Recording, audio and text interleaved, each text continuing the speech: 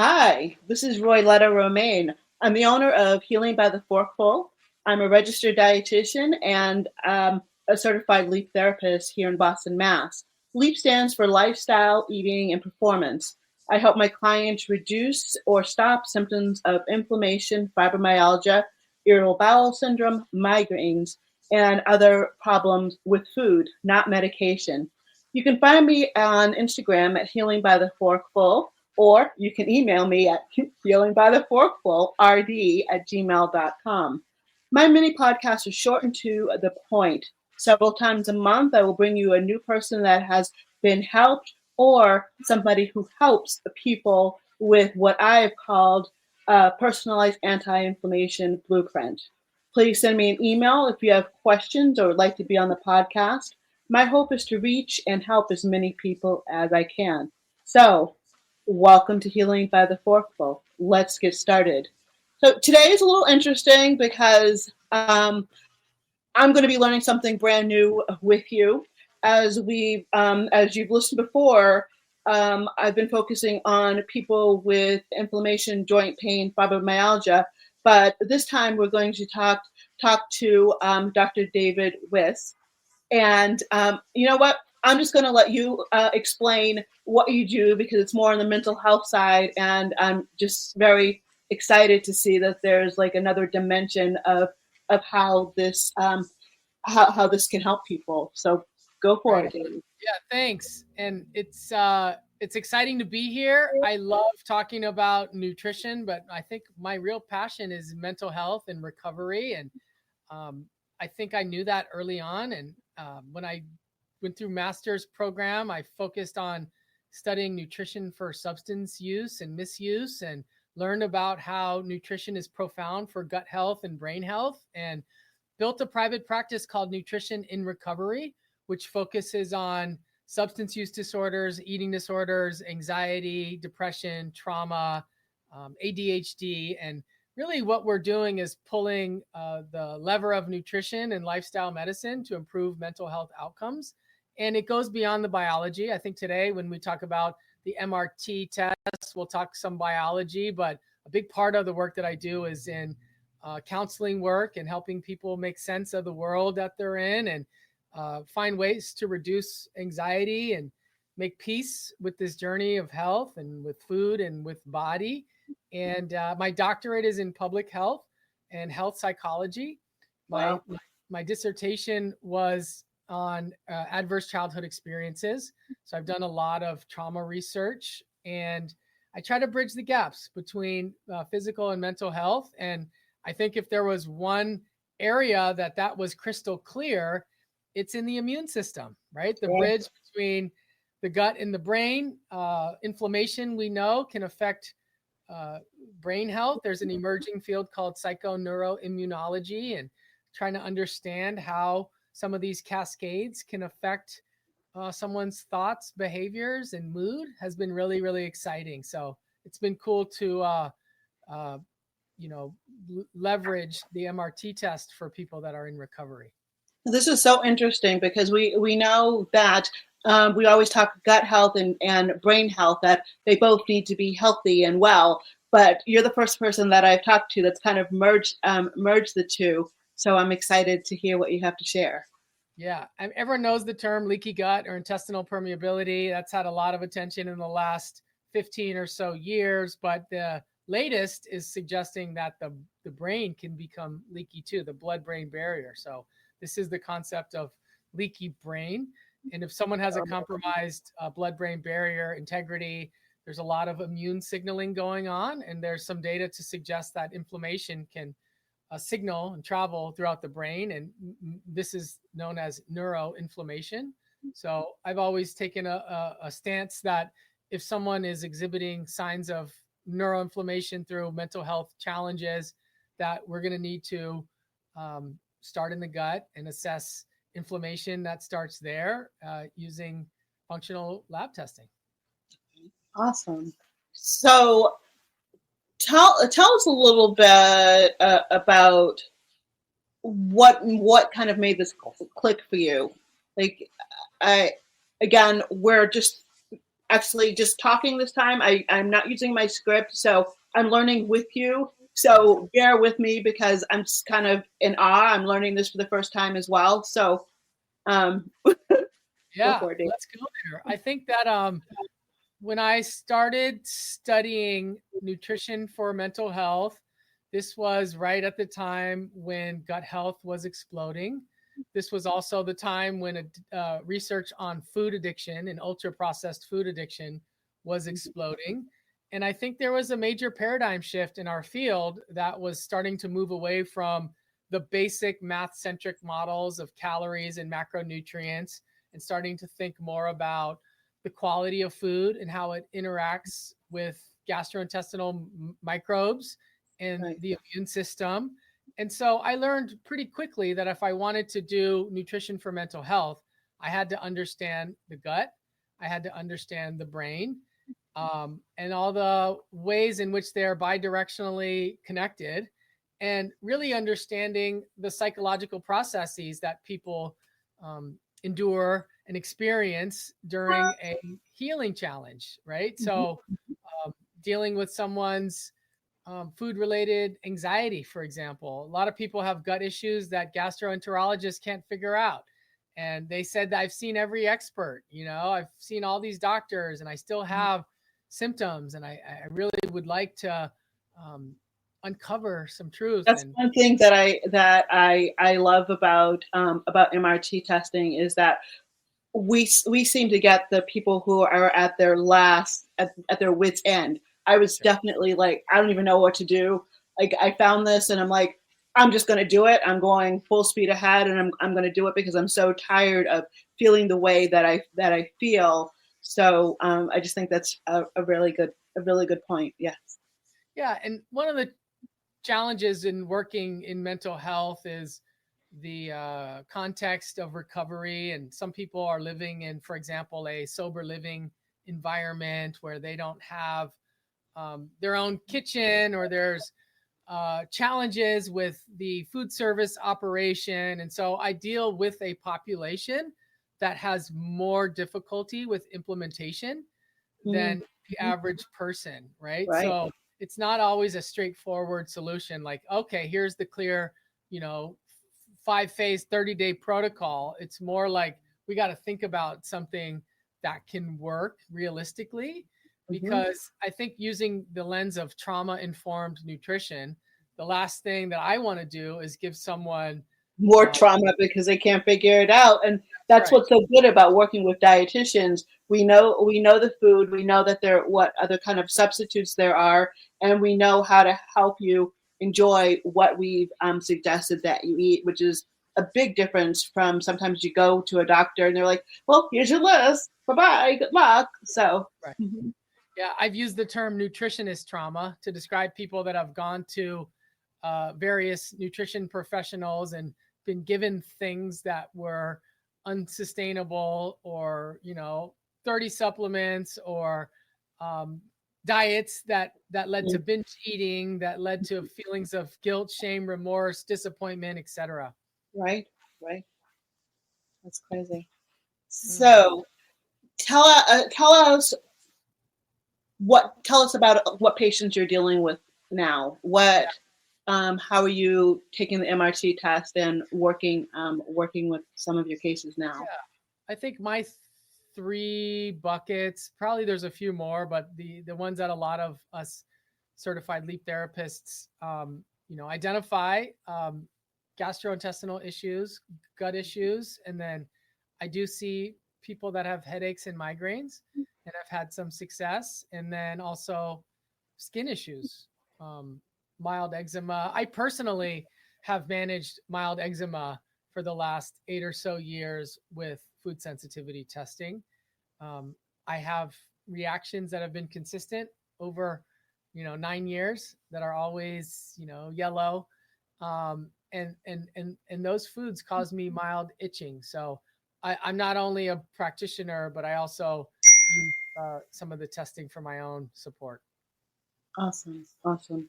So tell us about, again. This is totally different because you're talking more about mental health issues, but So give us an example how maybe somebody came in with depression or anxiety, and give us a little bit, maybe a little bit of background on what their symptoms were and how their process went. Yeah, so I do a lot of work with people that have disordered eating, um, full blown clinically significant eating disorders as well. But with disordered eating, a lot of people have um, wreckage, drama, and trauma from dieting and from trying different things. And some people have very old ideas about what's true for them. It's not impossible that they went to a practitioner that told them that they should cut out dairy 6 years ago, and now they have anxiety around dairy. They don't eat it, but then they binge on pizza and ice cream, and they have this idea that maybe dairy is causing their issues because someone told them that. And I think that the MRT would be a great way to find out if that's actually true. Of course, we know that a lot of people are reactive to dairy products, but every once in a while you get someone who thinks they're reactive to something and perhaps they're not. And now we can think about a way to reintroduce based on the data, right? And so I think that my practice is unique because I deal with people that are supercharged on issues of food, body, and health. And so, the challenge with doing certain types of testing is that sometimes it can add charge to their health because now there's a heightened sense of awareness or fear, even. But if it's done with proper counseling and someone says, I think I have these issues, I might say to someone, hey, I think you might too. But given your history with disordered eating, I'd like to wait a while until we can stabilize you and get you into a routine before we introduce this data. And sometimes that gives someone motivation or drive to continue with the recovery path. They're saying, you know what, it's true. I've been erratic with my eating. I get very hungry. I get very full. I make good choices one day and make poor choices the next day. And I'd say before we can actually move into an immediate implementation of an MRT program or leap diet per se, that we got to get you more consistent with food so that this can be more likely to have a positive impact. Because as we said earlier, if someone gets something and they can't succeed in it, that's not like a favorable outcome. Right. It gives someone more guilt, more shame. You're already More starting behind the ball, kind of setting them up for more failure, for sure. Yeah. So a lot of what I do is counseling, with people. I've already spent most of my day today just chatting these things through with people and giving frameworks, ways to think about issues. And I think because I have an academic background and a scholarly background, one of my skills is being able to offer people multiple perspectives on issues. And I think people really appreciate when I say something like, a primary care physician might see it this way, a psychologist might see it this way, a registered dietitian might see it this way, a coach might see it this way, and being able to offer people lots of things to consider. And I think that's also important with food sensitivity testing because, as you know, it's not without controversy. Someone could talk it through with a different provider or a medical doctor, and they might not have great things to say about it. And just being able to validate the fact that there is differing viewpoints, there's different perspectives. And I think people trust that more than being deeply entrenched in a way of thinking, in a way of being. And I think that with people that have trauma histories and recovery histories, one of the keys to a successful therapeutic relationship is just helping them feel safe and understood, and that we're doing this thing together. All decisions. That's really important as working with a dietitian, because so many people think that we're the food police, and we're not. We're here to support you and finding out the answers that you can feel comfortable with what you're eating and other daily tasks that you have during the day. There are a lot of people who still feel that dietitians just want to tell you what to eat. They don't want to listen to you. So I always start off by saying, I'm not Planet Fitness, but this is definitely a judgment-free zone. You can tell me whatever you want, and we'll help you through it. And you have more of the mental health background, so you're definitely able to deal with that a little bit better than I. Yeah, I think that I'd never been the person that likes to tell someone what to eat. Maybe, when I was in grad school working as a personal trainer on my way to becoming a dietitian, I felt that call. I felt like that's what people wanted and that's what I should provide.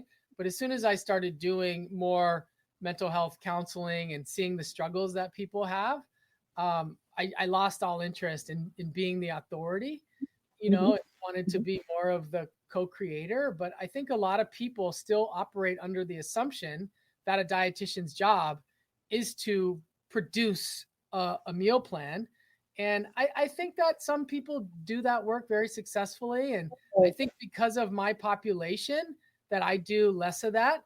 And I Mm-hmm. do more like gradual changes over time. Like, let's Right. just work on one or two things this week. And once that goes well, we'll work on more things on the following week. But if someone's pretty adamant about just tell me what to eat, give me a meal plan, it's like that could also be a perfect opportunity to say, well, let's do the MRT test. And that will really give you a clear path forward of not only, what not to eat, but what to eat. I'm a big fan of using the test to really help people focus on their lowest greens, those phase 1 foods. And let's just start eating more of those. Mm-hmm. Mm-hmm. And yeah, some people have um, the rapid response where, they feel committed, they are eating differently, and inflammation decreases. And for other people, it's more of a gradual work in progress. But generally speaking, my population, the people that seek treatment from me, are usually work in progress type of folks.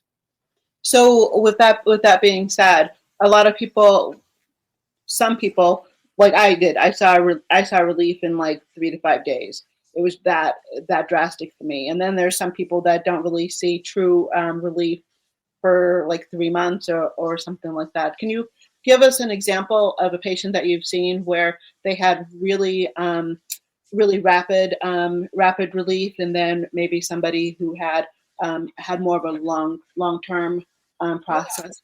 you've probably seen this too. Every once in a while, you get one of those reds that looks off the chart. You know what I mean? And it's a food that someone like soybean, something that someone is eating on a regular basis, and it's highly inflammatory, and they don't necessarily know it. Of Right. course, there are some people when they get back the MRT results and we go over them, like, oh, yep, I knew that. I've always had a weird thing. There's some things that are obvious to people and it matches their experience. But every once in a while, you get a situation where they're not getting any immediate reaction that's negative and obvious. Mm-hmm. Uh, and I think that does, to me, point to some of the differences in what the mediating mechanisms could be, because we obviously don't know with the MRT test, but there are cases where people know something's off and they got it confirmed through the test. And then Right. there's cases where you're getting like this really clear, okay, this is news to me, but this makes sense because I have other downstream issues that are going on. So yeah, I recently had someone um, off the chart red with soy, and they have their recovery journey and they're not able to do the full MRT protocol because of their own other healing work. And there was some binge eating involved and a long history of black and white thinking. And where they live, like you were saying before, sometimes it's harder to Yep. be able to So pick out your foods. that's Mm-hmm. right. And so, yeah, it was truly like the elimination of soy alone, because this person had a history with plant-based eating and was overdoing that. That alone, within a few weeks, was a noticeable change in their mental health. And they had just clarity and optimism. And I think from a place of clarity and optimism, we were able to take the next steps, and focus on um, the yellows and getting more of the low greens. Can you give us an example of what the mental health issue was? Was it more depression, more anxiety, and how you kind of measured that they were getting better with the changes that you made with the MRT? Yeah, I mean, a lot of mental health is self-report, quality of life. Of course, we have assessment tools like the PHQ-9 for depression and the GAD-7 for anxiety, and those are things that I administer in my practice. But yeah, I try not to get too into diagnostic boxes of like, this is depression, this is anxiety, especially when people have a lot of early life trauma, which is a lot of my patient population. People just have lingering low mood, and they have a lot more hedonic behaviors. So that means more pleasure seeking, more addiction like behaviors, addiction like eating, we call it. And so there is some good science to suggest that a lot of inflammation in the body can make someone more impulsive, more prone to high risk behaviors, whether that be with food or substances or sexual behaviors, etc. It's really interesting because, like, we've seen the list of states that are caused by inflammation, like heart disease, diabetes, et cetera, et cetera. So you're actually saying that people's behavior can actually be affected by inflammation. Can you just tell us a little bit more about what you found with that? And I don't want to oversell it, because mental health is very much multifactorial and Absolutely. social. And so, I give lectures on nutrition for depression, for example, because that's one of my areas of, there's a lot of good data there. And of course, everyone knows that, depression isn't like solely a nutrition problem. This is why this is so interesting, because the other disease states I've thought about, and then we kind of think of like dementia, which is something that has to do with the mind and eating. We're finding that it's inflammation, but now you're telling me that that anxiety and depression are affected by inflammation. So I need to know more. This is very interesting. Yeah, I think depression has, to me, the most convincing data. It's sort of been suggested historically that depression was really a serotonin issue. And I think that narrative has been propagated by the pharmaceutical industry that wants to have a monopoly on depression. But we know that a pretty big chunk of people that take these SSRIs don't respond favorably. And that we have a lot of other lifestyle interventions. There's been studies that show exercise is just as effective as certain medications for depression. There's pretty convincing data about the Mediterranean diet, which is, most people know, like kind of one of the kind of prime anti-inflammatory approaches to eating. And so, yeah, a lot of people that don't respond well to first-line medication therapy are, in my mind, good candidates for nutrition and lifestyle interventions. So if someone says, yeah, I've done medications, I still feel low mood, I still feel anhedonia, I worry a lot, I sleep a lot, right, etc. It does, to me, point to other biological mechanisms, right? Whether it be energy production, mitochondria, hormonal imbalances, or, as we're talking about today, inflammation. And we also know that in systems biology, these things all work in concert with one another. And so, yeah, you want to pull multiple levers at a time, right? If someone has depression, starting them on a personalized anti-inflammatory eating program, getting more sunlight, more movement, starting a supplement protocol, perhaps thinking about their social network, social support, spiritual practices. This is what we do in functional medicine, is look at the whole person and think about all the different levers that we can pull. And nutrition is one of them. And I would say that it's more significant for some people than it is for others. But there's a lot of people who, when they start eating real food, moving away from ultra processed food, whether it just be eating real food or getting guidance from my mobile app, which is Wise My Nutrition. A lot of my clients will use my app. Some people do the MRT test and are able to implement that pretty aggressively. And what ends up happening is the overall mood improves. There's more energy, more optimism, maybe less substance-seeking behavior. And that starts to be very reinforcing that what we are doing now with lifestyle is your medicine. And then people are way more on board.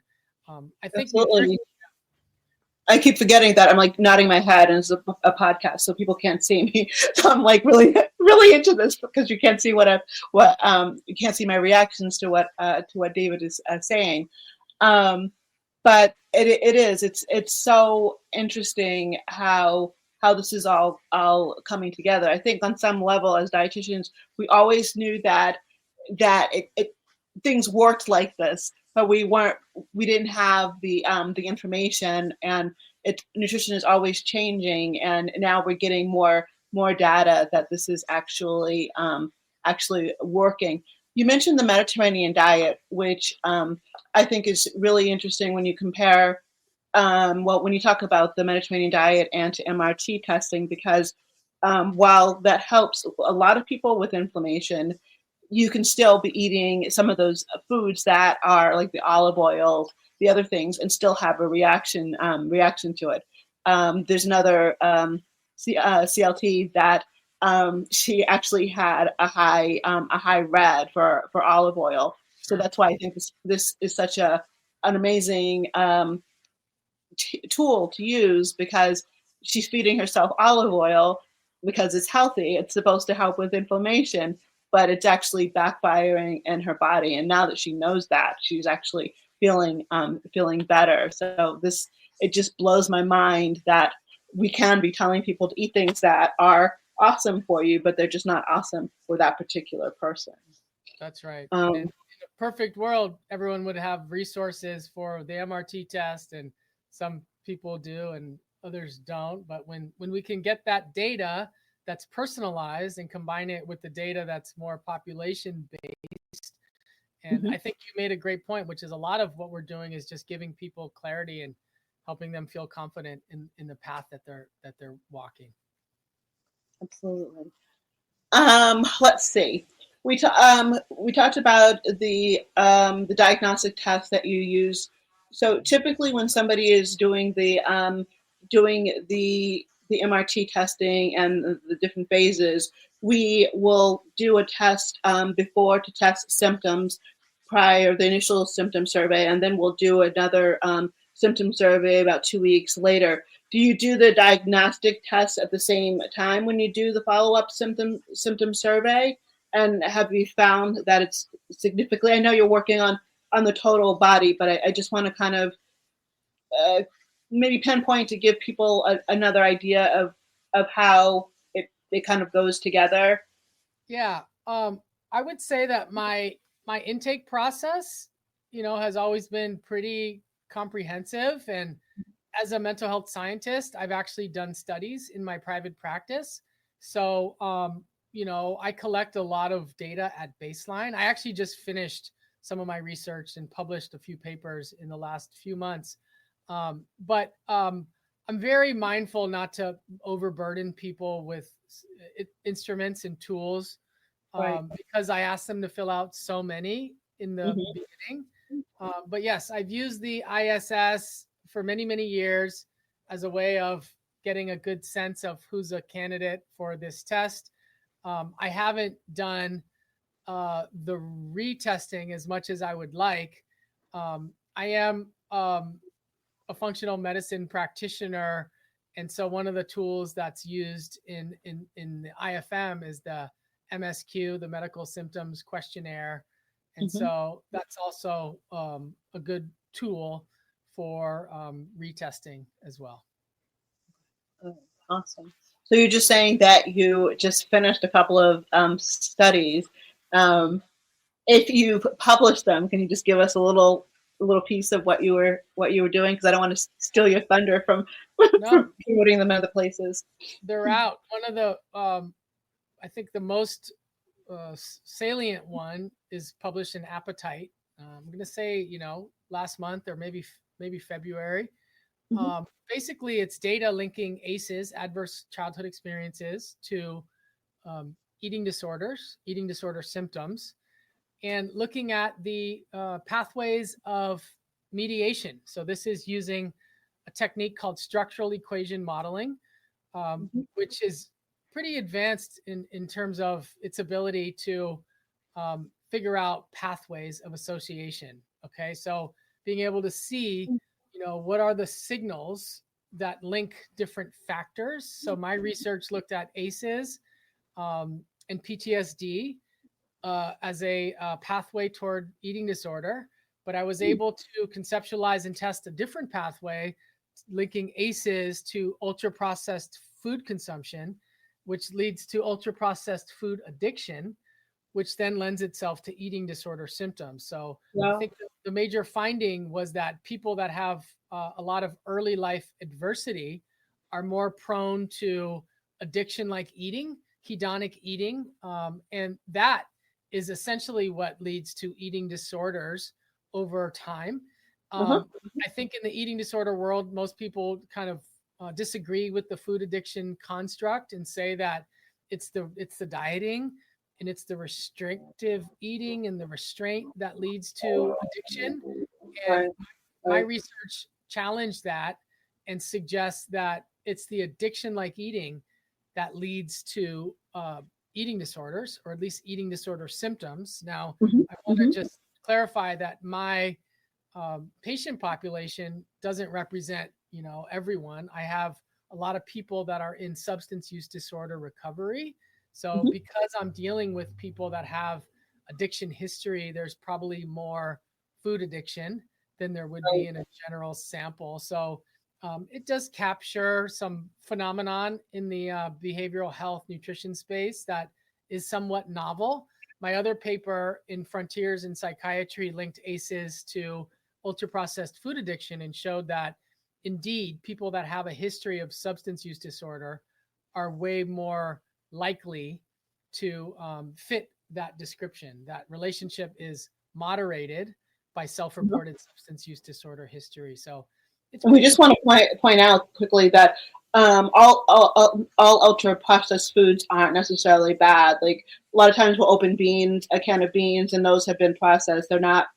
So there are some foods that are processed that don't follow into, like Twinkies or like all that other kind of stuff. There are healthy cereals that are processed. There are beans that are processed and things of that nature. There seems to be a lot of people saying, "Oh, you can't have anything that's processed. If you have processed food, it's a bad food," and I don't necessarily agree with that.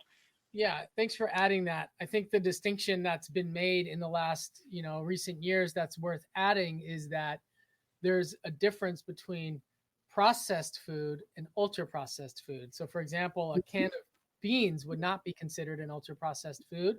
Ultra processed foods are generally conceptualized as food-like substances that were made in a large-scale industrial practice that someone couldn't make at home, that doesn't have any clearly identifiable food groups in it. You don't really know. And these foods, and I've done quite a bit of work here, aren't all bad either, right? When you think about almond milks and protein powders and things of that nature. One of the key findings from my research when you think about ultra processed foods and eating disorders is that when I talk about ultra processed foods, I'm not just talking about Twinkies and cookies and sodas. But there's also a lot of diet foods that are out there. If you think about the keto breads and the sugar-free jellos and the fat-free salad dressings and a lot of the sort of low-calorie imitation foods, those have calorie counts on them, but they have a lot of ingredients, and that a lot of times people with eating disorders will eat more of those kind of ultra processed foods under the guise of them being healthy because they're more low cal. And so that's a part of that conversation that's often missed, is that ultra processed foods doesn't just include hedonic foods that people associate with overeating, but also a lot of other corporate foods that are made for profit rather than health. And that if you think about these diet foods that I'm talking about, one could argue, and I've argued, that some of them can be considered predatory because they're really marketing them to people that are dissatisfied with their body and using the calorie model as the foundation of why this would be a healthy food. And that can be misleading for a lot of people. Right. Especially when you're dealing with people who have eating disorders, that you're just kind of fueling the fire with that. With those things. That's right. Like, what do I want to ask now? And we also know from the MRT test that, because you want to encourage people to eat tested foods, that eating ultra processed foods usually has a lot of ingredients that are Mm-hmm. not tested. And so it would be hard to do a MRT protocol and continue to eat a lot of ultra processed foods, because you wouldn't actually be sticking to it. Absolutely, because what do they say? There's like every year they come up with like 30,000 different products on the market.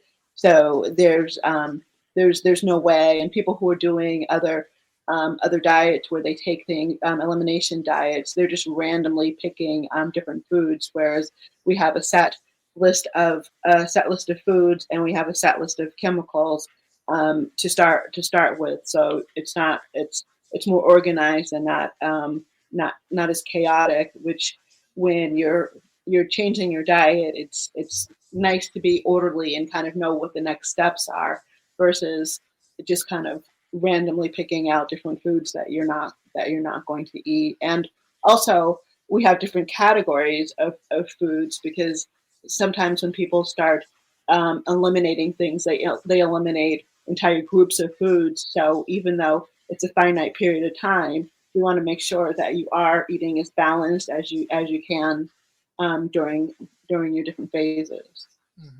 Yeah, so I'm a big fan of the MRT test. I do get some patients that are fully ready for change, and I want to do the test and want to implement it like with a high level of commitment. And I really enjoy working with those people. They say, I am done feeling this way and I'll do anything. And they stick to it and usually get pretty life-changing results. Mhm, mhm. So, what have your patients said is the hardest part of following the first phase of the plan? Just not being able to go to restaurants for the most part, and feeling like you have to make all your food at home, and usually the limited set of options. Sometimes we combine phase 1 and phase 2 to get them started. Mhm, mhm. And what would you tell someone? Actually, what would you tell a provider, as a doctor or NP, looking at this, and their patient comes to them and says, "Oh, I just talked to David, and I really want to do this. I think this is wonderful." And the doctor's like, "Well, no. Like, how would you talk to this doctor or NP and tell them that it's actually a very sound program?" Yeah, I think most people are aware that nutrition is highly marginalized in the healthcare system, and that we are underfunded and underappreciated and possibly even oppressed, right? And Mhm. to think about, the absence of uh, high quality evidence as being more indicative of the fact that we are um, not funded, not supported the way Right. that other fields are, and that we are considered alternative medicine, and that just to make the argument that nutrition should be considered more mainstream, and it's not. And so we have our tools, and we know that they help people, and that's what matters, is just being here to help.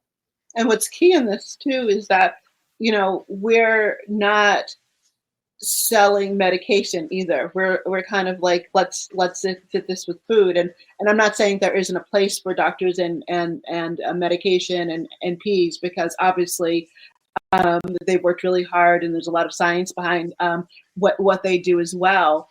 But there's all the talk about the pharmaceutical companies and things like that, and we actually just want you to go down the produce aisle and eat healthy foods that just haven't been processed. They're not going to cost you more than other things, and they're not going to have all the side effects that some of the medications will have. That's right. I love it. I appreciate you going off the beaten path with me today and talking about mental health in the context of the immune system and the MRT test. I hope that it was a breath of fresh air to some of your listeners, and to think about how this test can be used in a broader context with a wider range of populations. Yeah, it's been absolutely amazing. I have learned so much, and as I said, we didn't really have a script on this podcast, so I'm definitely going to have David back, and I'm going to have more structured questions, because I've just really found that this has been a really fascinating hour. So I'm really happy that I got to see a different side of MRT, which nutrition is always changing, and we're always learning something new, and even from different practitioners that have started off with the same test. But as you can see, David has taken it to a whole different place and has enlightened all of us during this conversation. Right on. And yes, my clinical practice website is nutritionandrecovery.com. My mobile app is called Wise Mind Nutrition, and you could learn more at wisemindnutrition.com. And for professionals and practitioners, my homepage is Dr. David Wiss, drdavidwiss.com. And I have we'll definitely have all of this. I didn't mean to cut you off. I'm sorry, but I'm definitely going to have it put in the information at the bottom of the podcast, because I'm going to do some research and see if I can ask you some hard questions next time, David. Appreciate you having me. This was super fun. Thank you so much. Have a great evening. Same to you. Bye.